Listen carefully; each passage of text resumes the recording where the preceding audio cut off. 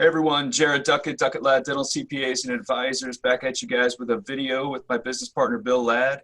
You guys probably recognize the lady on screen here. If you check out our podcast, the Dental Momentum Podcast, I think the episode was released last Friday. I guess I'm dating this deal, but today's the 29th of June, but it was released last Friday. And this is Kara Kelly with Clinical HR, consulting firm with dental and medical practices. Kara, appreciate you joining us back on here. No, thanks for having me. It's a great You topic. betcha. It is a great topic, and let's just jump into that. And I haven't ran across it particularly, I'll say, with any clients yet, but I think it's the question that we're going to hear a lot more of. And it's, hey, in my dental practice, what happens if or when somebody becomes infected with COVID-19 in my practice? What do we do? And it's always easy to say, I got a plan in place for that, but when it actually happens, people probably don't follow the plan like they have it detailed out, Kara. And I know you've dealt a lot with this. We just kind of talked before we hit the record button here, and you've come into some instances with this. And so let's just jump in, and maybe I know you've got kind of a presentation lined up, but let's just jump into what does happen if somebody let's say I'm the doctor in my dental practice gets COVID-19 or has exposure, all kinds of different scenarios. What do I do? I'm the doctor, I own the practice. What do I do? Absolutely. And I really do feel like it's a question of when rather than if. I think it's become so widespread in this country. I think every practice needs to be prepared for the when. And I do think they need to have a plan in place and one they're actually following, because I definitely have some colorful stories over the last couple of weeks of what has happened when practices haven't really handled this correctly. So I put this together, and I wanted to make sure that your clients knew kind of what they should be thinking about and have a plan in place.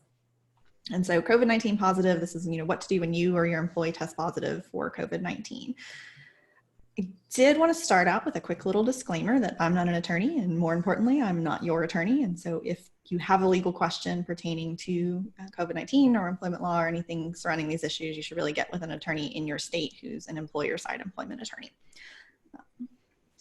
That being said, one of the first things that I keep encountering is starting April 1st, this sign on the screen, DOL poster, federal poster, should have been up at your practice. I know a lot of people are closed by then.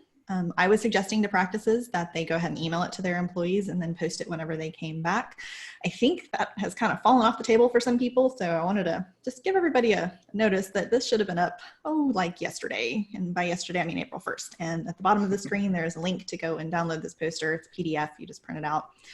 Super easy. But it gives your employees the notifications of their rights under FFCRA.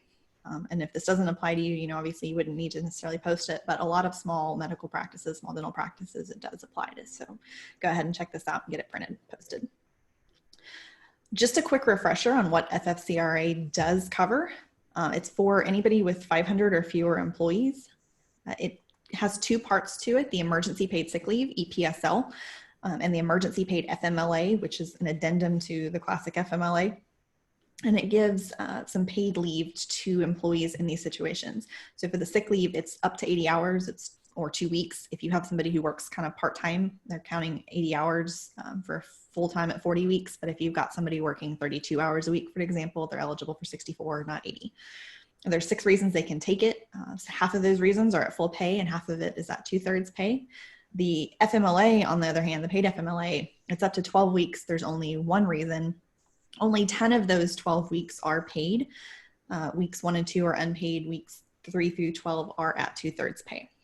And so here's the reasons for all of that. Number 5 is the one for the EP FMLA, just the childcare reason. But if you have an employee who has been subject to quarantine or isolation order because of COVID-19, if they've been advised by a healthcare provider to self-quarantine for whatever reason, if they're experiencing symptoms, that's the 100% pay reasons for those 2 weeks.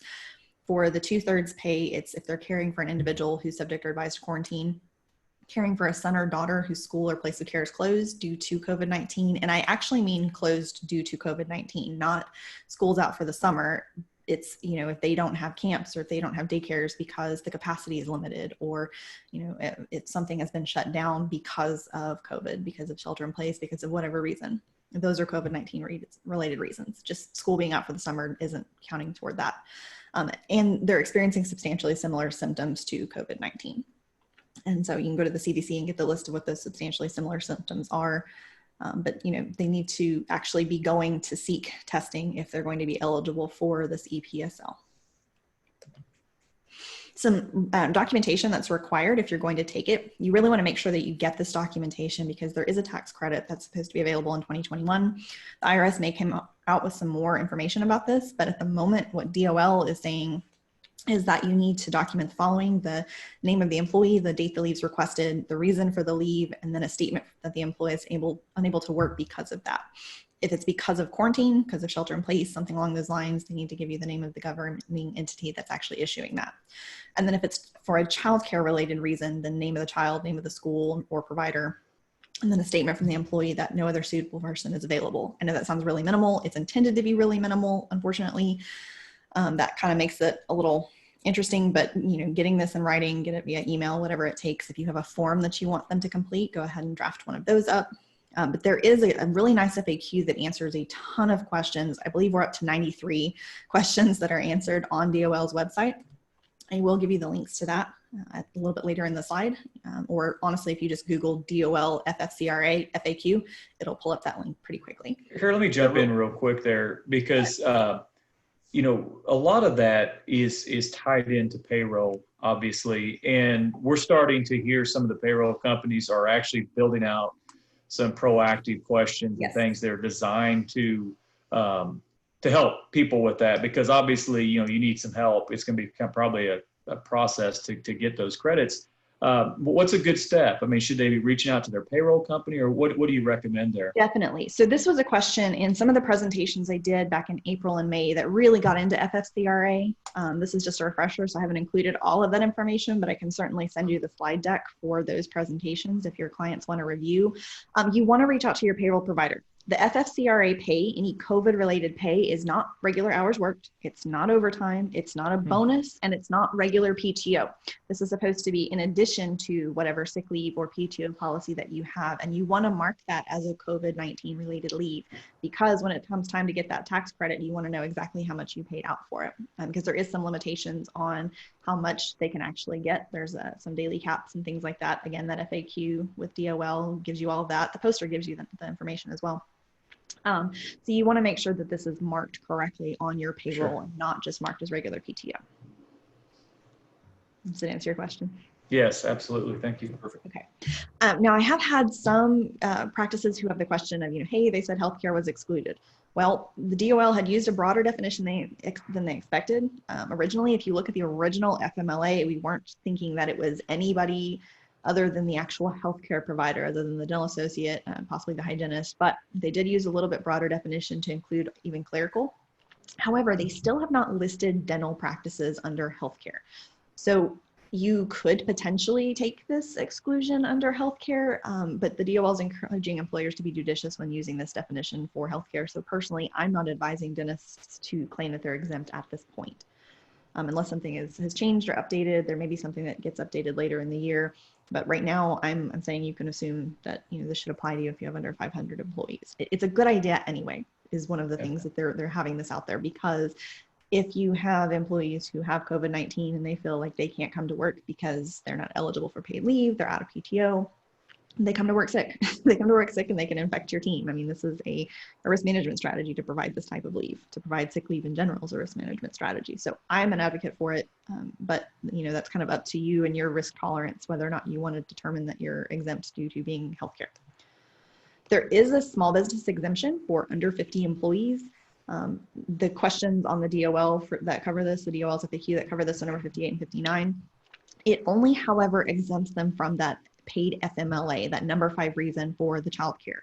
It does not exempt them from the sick leave related reasons. So the other 5 out of the 6 that we just went over still apply for the paid sick leave portion. They can claim this exemption if the paid leave would jeopardize the viability of the small business. And there's 3 reasons for that. I'm about to get into that. You have to meet 3 conditions: that fewer than 50, it has to be related to the school closure or a place of care being closed, and then it has to meet one of the next following slides. I do have an exemption form on my website. If you go to clinicalhr.com/post-pandemic, You can find the exemption form that you can download and use if you're choosing to take this exemption. Again, I'm not 100% advocating for it. The reasons that you can take it are kind of subjective. And the first one, when we were originally talking about all of this, was kind of a slam dunk. When everybody was closed and more money was going out than coming in, it was kind of easy to say it's a financial hardship to provide this type of leave. However, with so many practices getting the PPP loan, getting all of that funding, and actually coming back and seeing patients and realizing that their schedule is pretty full, it may be more difficult to claim that. That's something they really need to work closely with y'all, work with their accountants or CPAs to determine whether or not this would truly be a financial hardship. I wouldn't automatically jump to the conclusion that it is just to get out of this. You want to make sure that you've got some kind of proof. This is the easiest way to do that. The other two reasons are if it would jeopardize the practice because the person requesting the leave has specialized knowledge, specialized skills. Maybe your dental associate, or if you have a specialist that works with you, maybe your practice administrator who has the specialized knowledge of the business. If you had one hygienist, for example, it would be difficult to say that you could be okay with this person leaving. And so that's something that you want to consider potentially using if it's applicable to you. There's also a reason for not having sufficient workers who are able and willing to be able to do the work. So if your entire team of dental assistants had kids at home and all decided they needed to take the leave, you might be able to exempt yourself from that because obviously that's not practical. So it's going to be on a major case-by-case basis. I would not automatically assume that you qualify for this exemption. And if you do, you do need to let your employees know that you're going to be exempt from this portion of it. And then just be aware that you have that EPSL that still applies, that 2 weeks of paid leave that still applies for the other 5 reasons. Yeah, a lot of subjectivity to it, you can tell. Oh, Those 3 yeah. reasons for sure. Yeah. It really is. That's definitely up to them and up to their risk tolerance, but I would certainly check with an advisor, a financial advisor, an HR advisor, an attorney before just jumping to the conclusion that you're automatically exempt just because you feel you want to be exempt. I did want to cover one quick thing that did change throughout the year. Quite honestly, we had a period of time where this was changing on a near daily basis. That was fun.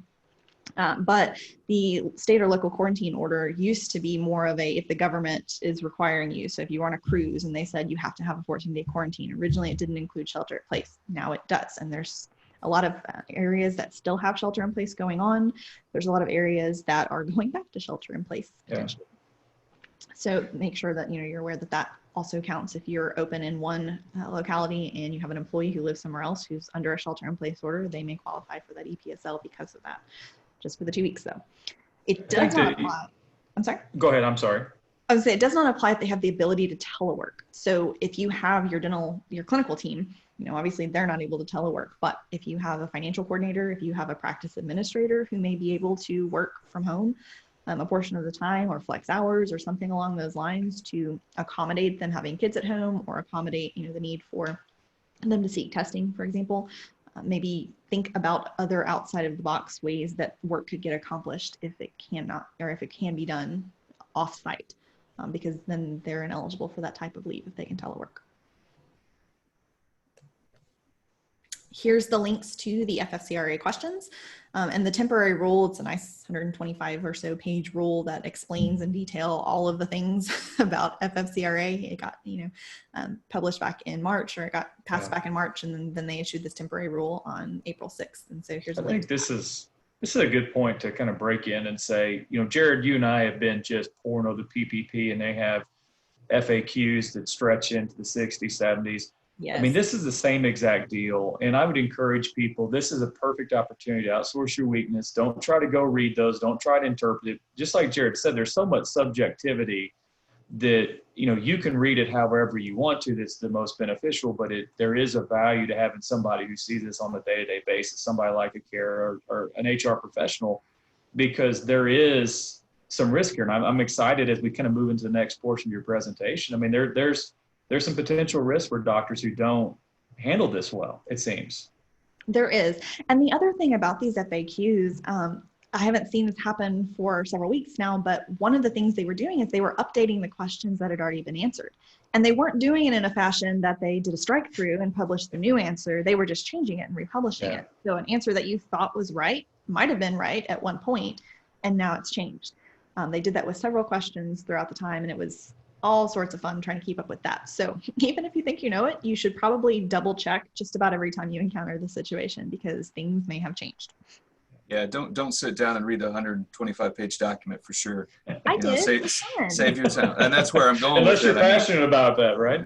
I mean, Well, that's where I'm going with it. I if mean, you're not really passionate about it, it'll be like the textual version of Ambien. It will put you to sleep. It's like bedtime reading. It's great. Okay, moving on into the point that I really created this presentation for is because I have recently encountered some COVID-19 employee-related scenarios. I've had some clients calling, some with hypothetical questions and some with some, oh my goodness, you would never believe craziness. That the problem I think people are running into is they're missing the big picture. And I'd be happy to share some of those stories with you. Most of them pertain to either not having a plan in place or not following the plan that you had in place prior to all this. I get it. You think you're ready. Everybody opens back up. Things are cool. Patients are coming back.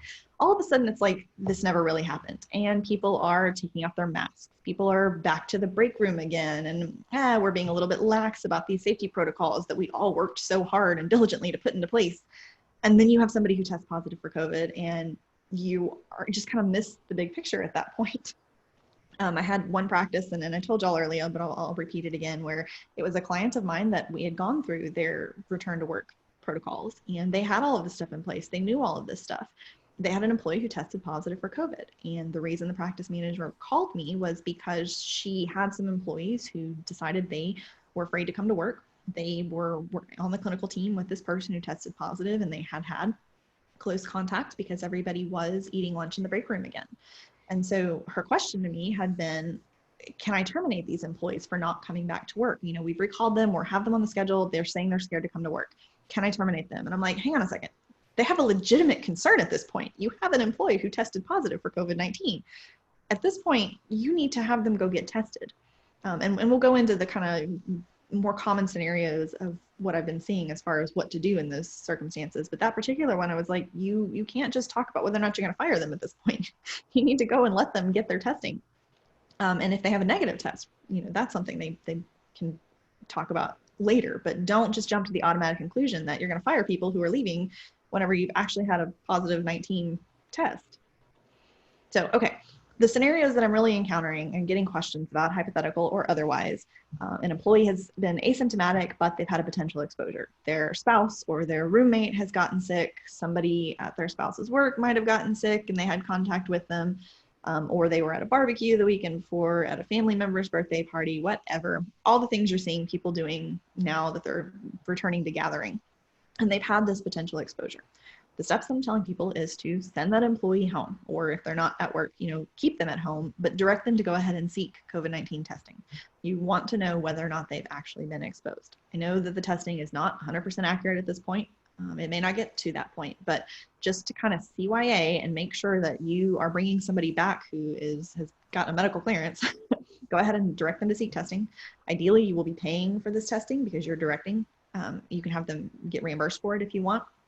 That was one of the things that the practice I spoke with, they said they were going to have somebody come and do the testing, but it was going to be almost a week out before they could get there. And I told them, just have people go to their doctors, have them go to the community clinics that are doing this testing and just reimburse for it.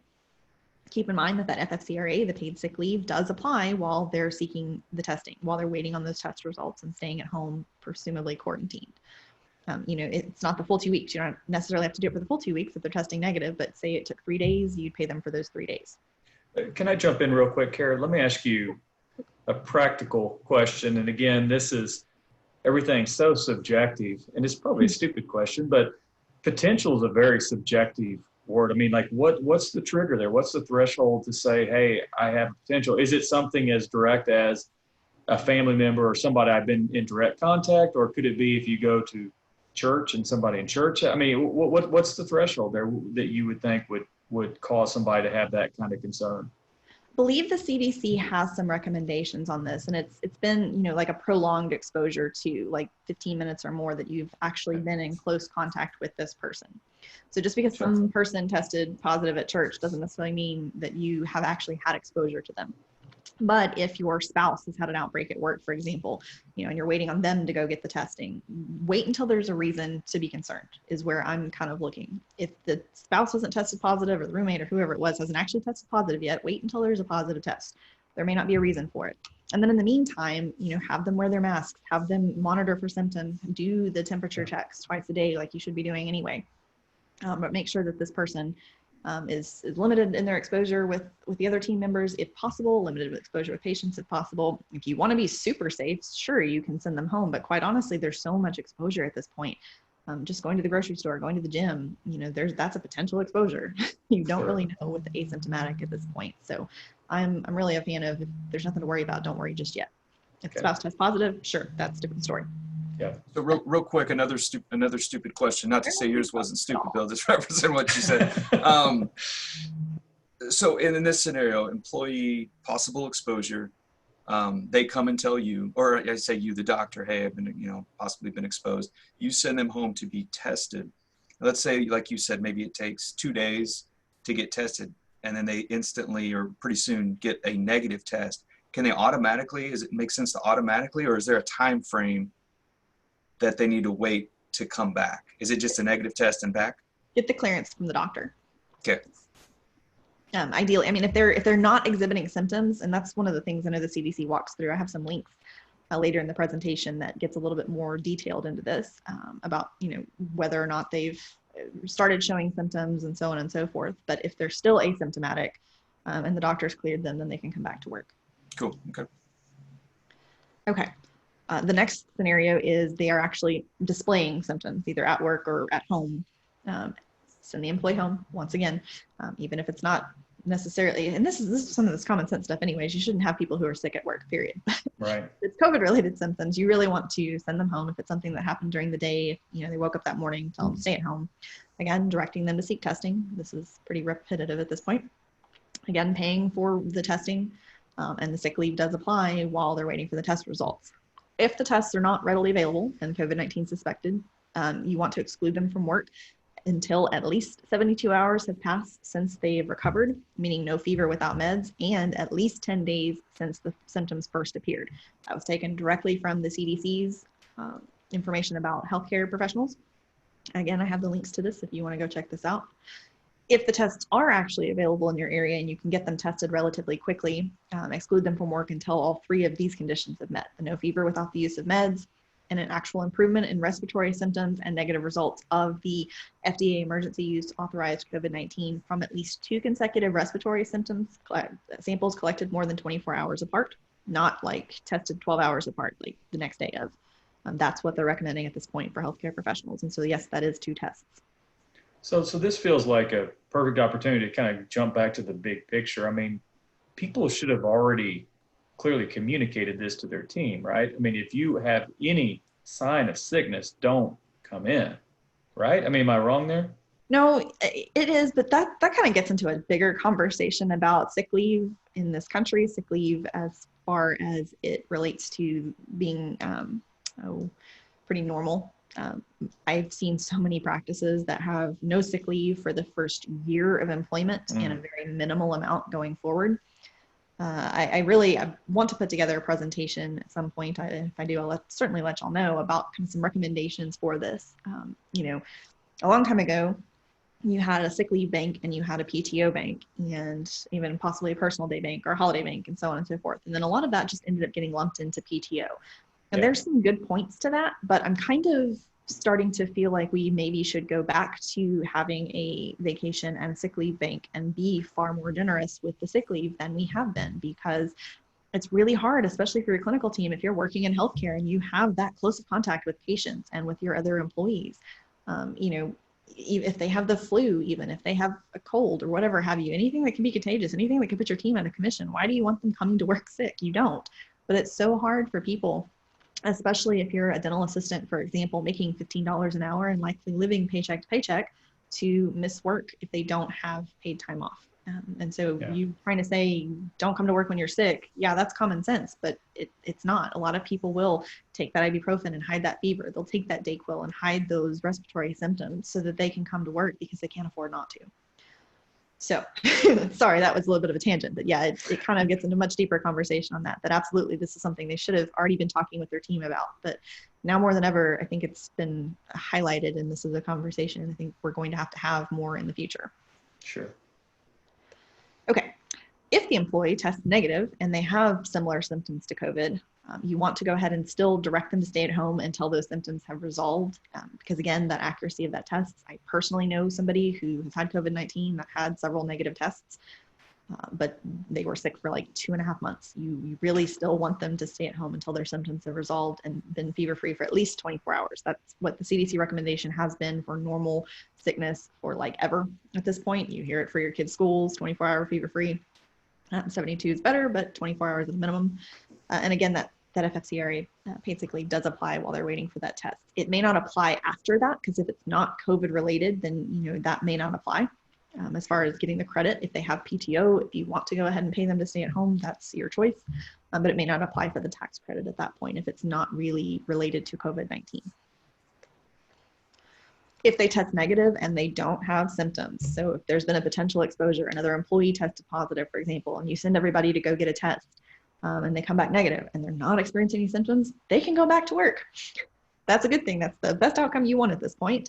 Again, you may want to get a release from a doctor. If they have started exhibiting symptoms during that period of time, that's going to change things. But if they really do not have any symptoms and they got that negative test, you pay them the FFCRA leave while they're waiting for the test, and then they can come back to work.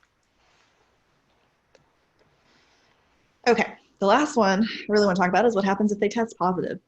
First bullet point on this is do not panic. I really think that's what some of the problems that we're seeing is, because everybody might have had a plan or they didn't have a plan, and they don't really use good reasonable judgment. They just kind of panic and they're doing things on the fly, and it's not working out too well for them. I've literally had to refer one dental practice to an employment attorney because of how they handled things. Had they asked me prior to all this stuff going down, I would have told them differently, but they didn't. They asked me after the fact, and again, kind of totally missing the big picture of what was really going on. I think they panicked, and so they're having to deal with attorneys now, and that's not fun and that's not cheap.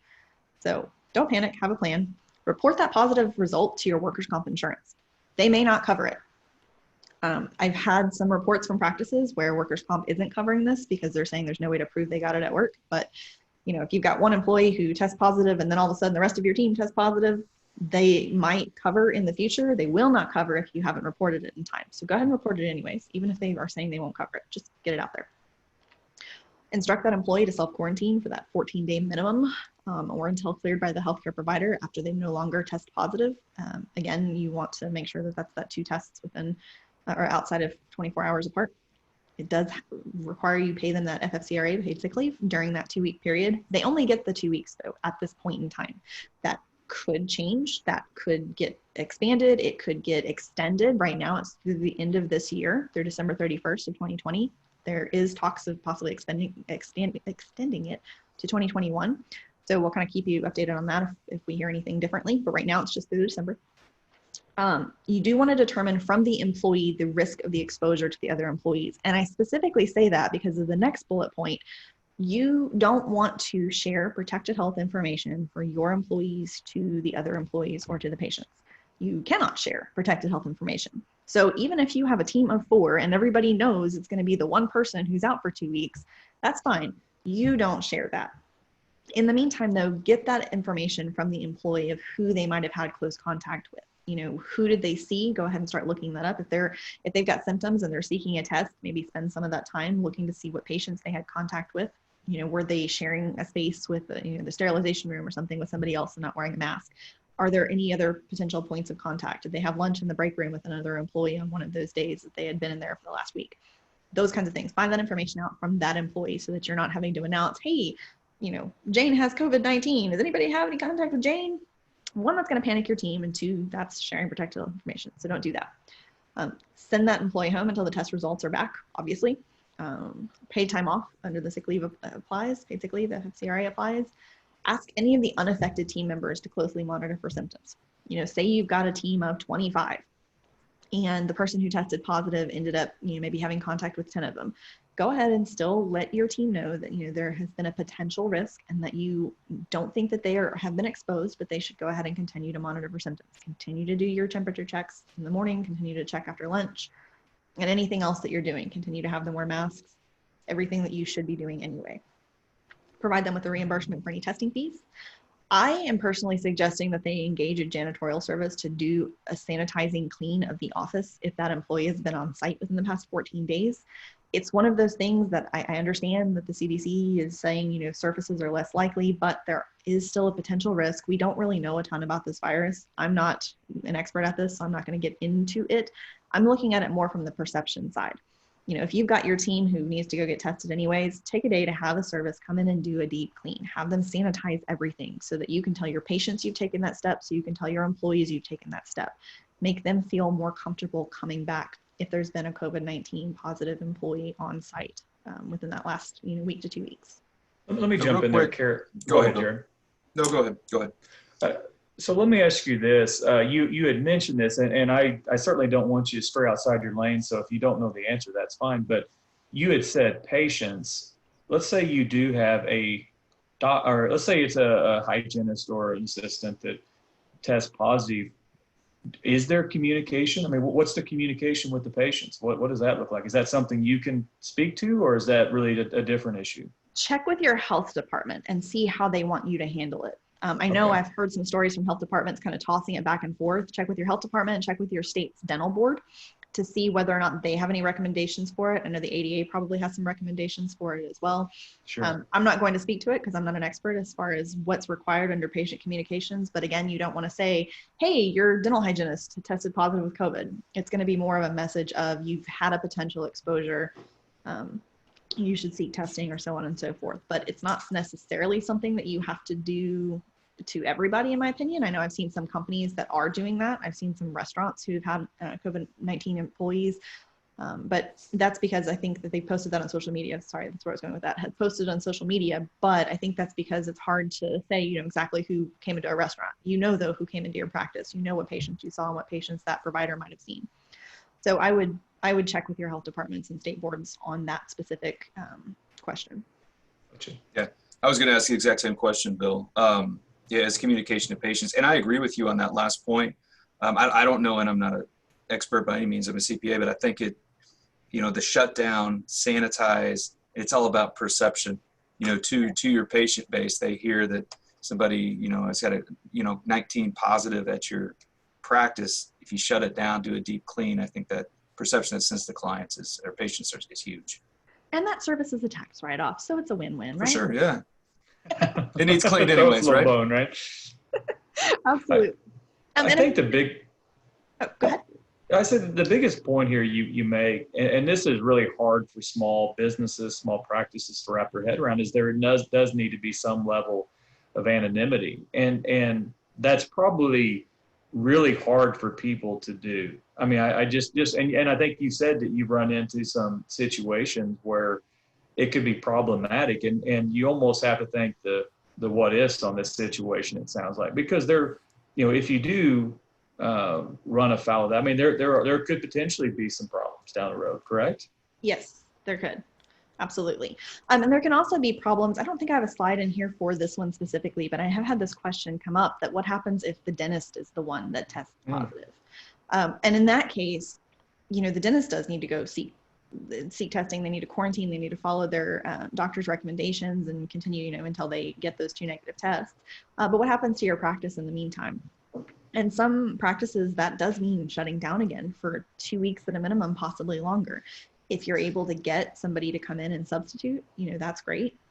If your team is still testing negative and they've not really had that exposure to you, if you've got that capability depending on your area, then great, you can do that. But otherwise, then that requires closing your practice. And the reason I bring that up is because that doesn't apply with FFCRA sick leave. You being sick is not a reason that you're paying your team for the 2 weeks.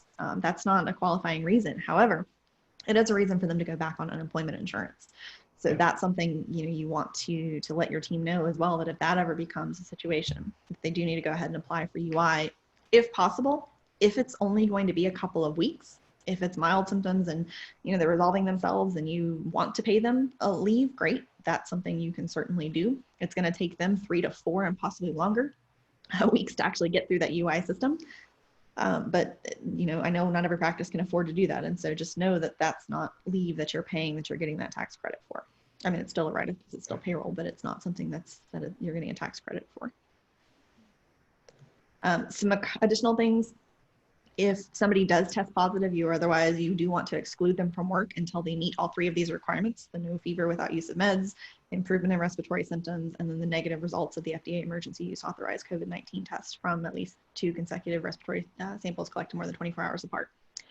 After they return to work, the CDC is recommending that they do wear a face mask for source control at all times and self-monitor for symptoms. And so that may mean that person, does not join in the huddle or joins via Zoom from another office, or whatever it is that you can do to get creative to make sure that people don't have that exposure, at least for several weeks after they come back, if not longer. And this is something that we're hearing, that just because you've had it doesn't necessarily mean you're immune to it in the future. And so you want to make sure that everybody's protected. This is really a risk management thing, regardless of your political feelings or your feelings about face masks, whether or not they work.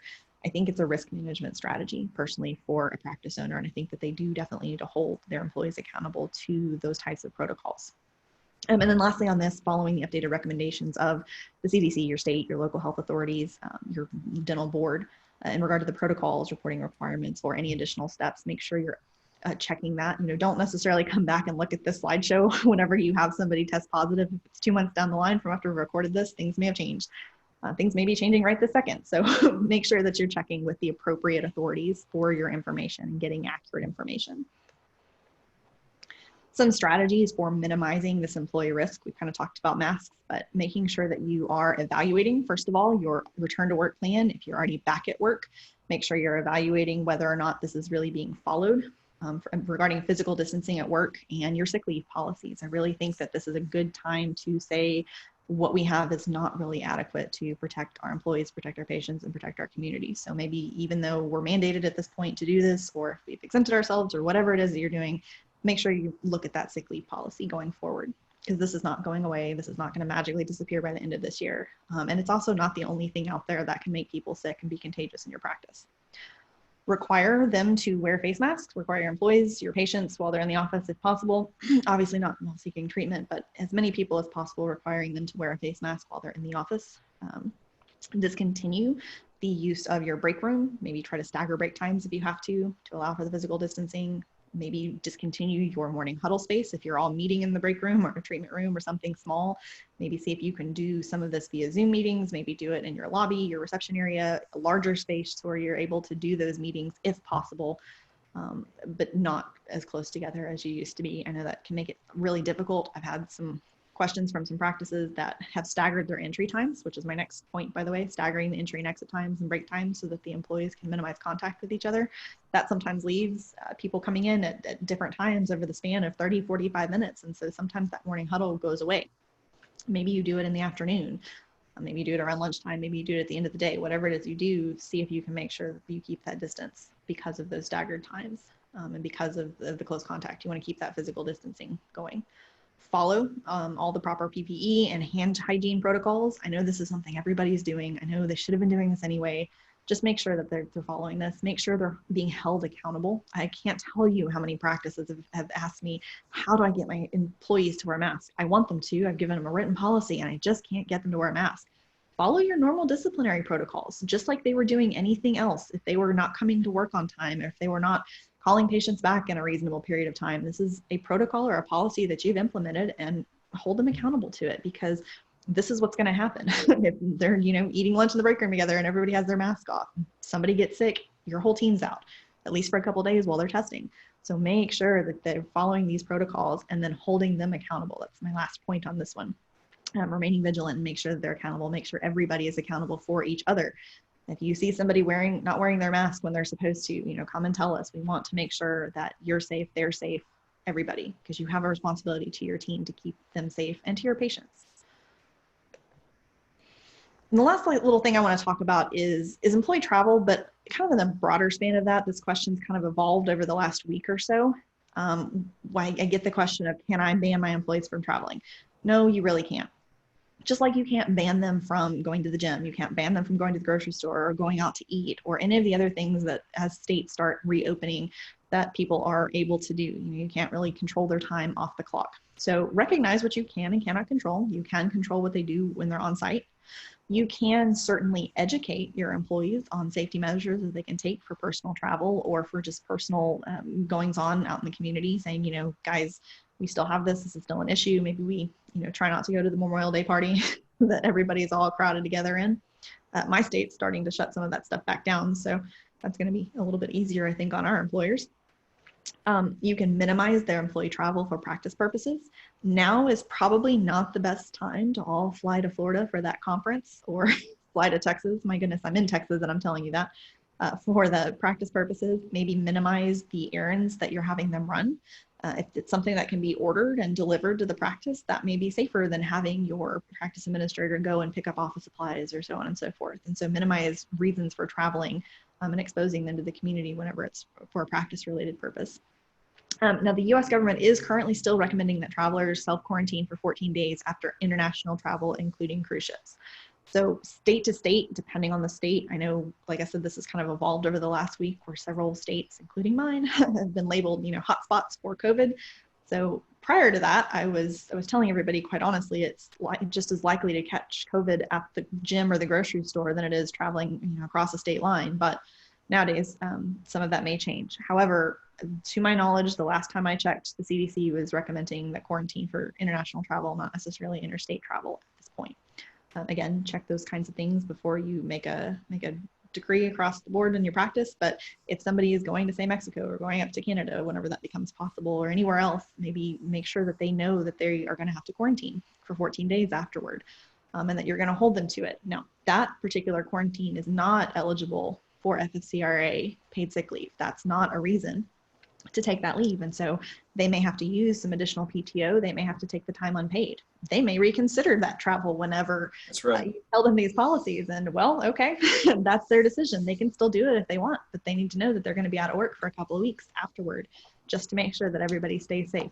And I know that sounds like a huge pain, especially in some of these practices. And in ortho right now, they're in the middle of the summer, and it's kind of hard because this is really their busy season. Actually, with people not back in school, they may have a longer busy season this year. But that's still, it's something that you need them to do so that your employees stay safe. So I would make sure that you're following all of those types of guidelines. So that's 14 days for international. Right now, there's no recommendation for domestic travel. Not that I've seen. Now, some states are issuing some decrees regarding interstate travel. I know the tri-state area came out last week, I believe, and said that anybody coming in from a handful of states is going to be subject to a quarantine. And so your state may have something in additional. And so this is, again, where I say check with the appropriate resources. Don't take my word for it at this point. That could change. Recommendations could change. And so make sure that you're on top of what your state is recommending. So let's say that you had an employee that did travel to a hot spot and, I'm on vacation or whatever, and you had employees who were uncomfortable with that. Is there any recourse a practice owner can have in that situation? I mean, can they have a person self-quarantine or Sure. What could they do there? You can. There's nothing saying that you can't require it. It's just not being mandated at this point, or it's not being recommended by the CDC. But you absolutely could say if you travel out of state. Now, some border towns have the issue of, and I have one, for example, that's in El Paso, and I know she has an employee who's in New Mexico. And if New Mexico says that anybody from Texas has to self-quarantine, that's going to be a little bit difficult for that person. Sure. So yeah, that's it. You can have above and beyond policies. I say this just about every presentation. The laws, these recommendations, they are a floor, not a ceiling. If you feel safer saying if you travel out of state that you need to quarantine for 14 days afterward, you can have that as a policy. And that's just under your standard PTO or whatever policies you have in place. Yes, you should update your handbook with anything that you choose to implement at that point. Here are the CDC resources that I used for this presentation. They do get updated fairly regularly. The one for dental settings, the section on monitoring and managing the dental healthcare personnel.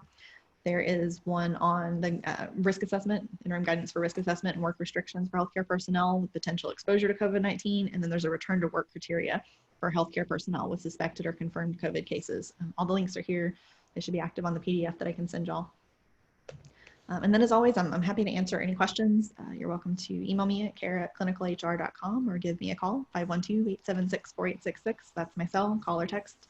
If you have any questions that pertain specifically to your practice, I'm happy to talk with you about that. That's awesome. Yeah, I mean, there's all kinds of gold nuggets in there. I mean, my biggest take, I would say my biggest, I mean, I'm just sitting here jotting down notes. First off, have a plan. There's probably a dentist out there right now that probably hasn't thought this through. And they're probably thinking, maybe they're in a small rural community or whatever, maybe away from the hot spots in the United States. And they're thinking, yeah, this is probably never going to happen, you know, but things that never happen or you think will never happen always happen or usually happen. And at the worst so you get for sure. And you got to prepare for it. So first off, have a plan. And then second of all, don't panic. You know, it's kind of like that whole plan you got when you're, you know, your wife's pregnant and you get the call and you got to run. I mean, what do? You run out and you forget the bag. You don't do the plan. So stick to the plan, you know, stick to the plan you have in place. Don't panic. And then go by the plan, you know, implement it. But then I think the biggest one is ask questions. There's so much subjectivity. There's so many different rules. There's so many different what ifs and different requirements. Not the time to wing it. No, don't wing it and ask questions. I mean, Kara put up her contact information here at the end. If you have a question on it, I mean, Kara, I'm sure you're willing to answer a question, you know, and help people out. That's what you do. That's your job. We outsource our weaknesses. Lord knows this is not our strength. This is your strength. So we appreciate you coming on and sharing this with you. We'll put everything. We'll put the slide deck in there. We'll put links to the PDF and probably just a big link that we can put. You guys can download all this information. Bill, you got any parting words of wisdom for us to help us out here? I mean, there's a lot of, there's a lot of subjectivity, but a lot of common sense stuff too. Show some empathy, do right by your people, and just be smart, it sounds like. And if you have any questions, reach out to Kara or somebody just like her. That's what they're there for. That's what they love. You probably won't get to the right answer if you try to dig through 90 questions, of is it right or is it wrong? Outsource those weaknesses. And again, just be safe. Be safe and do right by your team and your patients. Right. Perfect, Kara. We appreciate it, Bill. Appreciate your time as well. Thanks, and hope you guys find some insight into this. I know you will, and ask Kara some questions. We're all here to help. So you guys have a great week. We'll talk soon. See you.